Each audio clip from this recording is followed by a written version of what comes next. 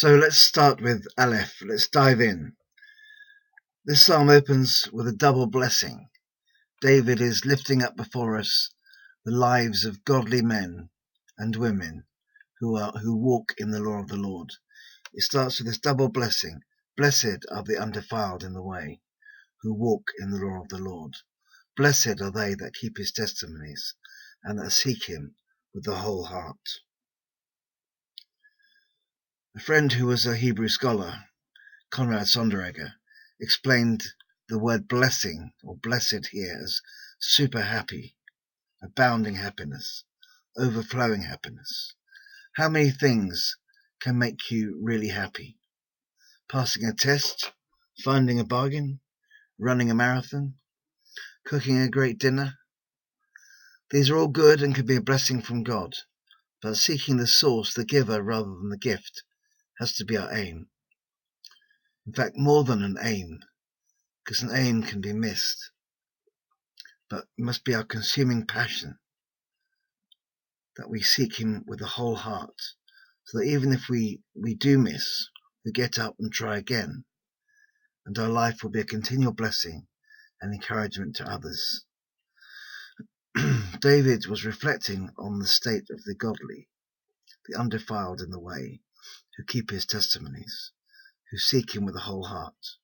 We need to surround ourselves and spend time with godly men and women who know God and know his word and his ways, whose walk is in faith and obedience.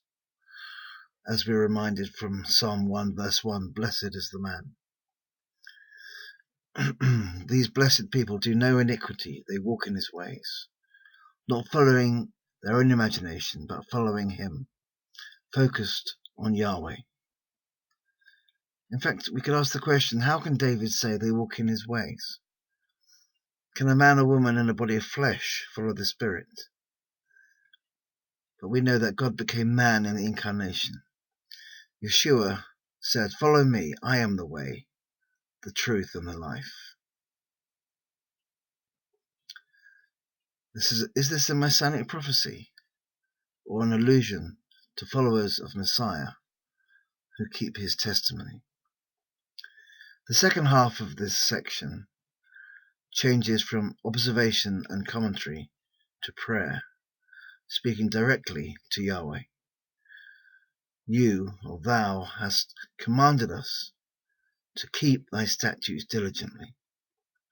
Oh, that my ways were directed to keep thy statutes.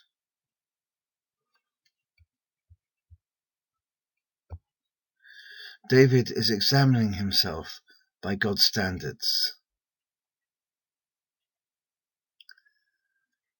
All have sinned and come short of the glory of God.